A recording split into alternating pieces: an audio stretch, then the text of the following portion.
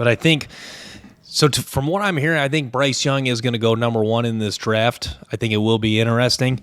C.J. Stroud. Certainly, Stroud, Richardson certainly will be in play for the number 1 pick, but it seems like Bryce Young is going to go 1 in this draft. So that will be interesting. And then to me, who's going to be the first offensive tackle off the board? Consensus tells you Paris Johnson's the best offensive tackle in this draft. Vegas odds has either Skoronski, the battle Skoronski or Paris Johnson, who's going to go first overall. That'll be interesting. I don't know. I would put money on Paris Johnson going first in this draft. I think that, Paris Johnson, like I touched on in my offensive tackle rankings, he immediately just stands out, right away. I mean, this is a guy that's, you want to talk about, quick feet. I think he picks up blitz as well. This is a guy that, moves well. This guy that's played guard and tackle. I think he has you could argue he has the highest floor of any offensive lineman in this draft. But, Paris Johnson, just a stud. I really liked, we talked about Darnell Wright. Darnell Wright, did it against Will Anderson, did it in the SEC. I think this is a guy that, moved to right tackle this year and really thrived in that position. Just an excellent all-around football player. And, I'll talk about this guy, too. I'm actually watching his film. I was just watching his film a few minutes ago. Osiris Torrance, the guard out of Florida. Torrance, I love Torrance as a man blocker in this draft. I think he is just an absolute stud. I mean, when he has the ability to, when he squares up a man, I mean, it's pretty much over for them. I mean, can hold blocks for a long time. When he's blocking man-to-man, does have the ability to, and when he's zone blocking to, help with the double team and then get to the second level with no problem. Athletic enough and wide enough to seal off linebackers. And then on run plays, he can, block the guy and then turn and seal the guy off and just get him out of the way. So Osiris Torrance, fantastic football player, does a really good job of holding anchor in the pass game. So it was a heck of a matchup. Him and Jalen Carter going at it. That was a good on good, big on big, beast versus beast, whatever you want to refer to that matchup. That was awesome. So, Osiris Torrance, this is another guy that is falling to the early second round, and I'm not really sure why, because this time of year, a lot of guys people really like are a lot of guys that the NFL really likes, seems to shoot up draft boards. So the fact that he's going down maybe is a bit alarming, but a fan of Osiris Torrance's game nonetheless.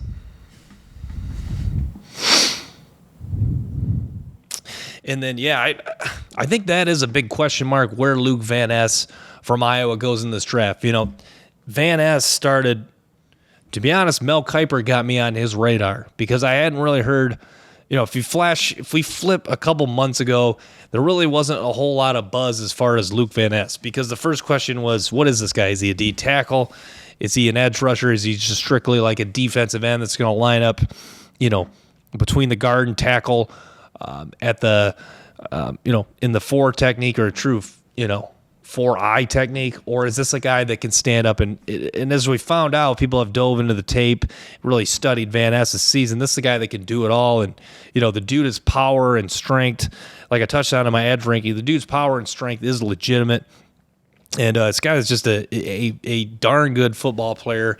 And to me, the Eagles getting this guy at 10 would be awesome. So I think, you got to believe Philadelphia at 10 is going to go offensive tackle, whether it's Darnell Wright, Paris Johnson, or they're going to go defensive line, whether it's Nolan Smith or Van Ness. I think Van Ness is just a perfect fit. The Eagles have just built power and strength on that defensive line for years. I mean, you still got Fletcher Cox, Brandon Graham, even though they're getting older.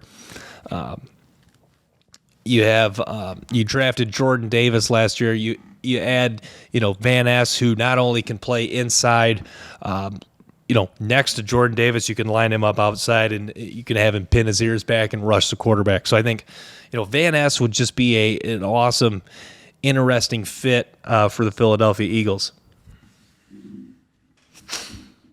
And then I'll touch on where's Bijan Robinson going to go in this draft. So, I thought about Bijan Robinson a lot, and this dude is he's a guy that looks like he could just step on the field week one and just ball out. Whatever scheme, zone blocking scheme, gap scheme, whatever system a team wants to run, Bijan Robinson could do it. Excellent pass catcher out the backfield.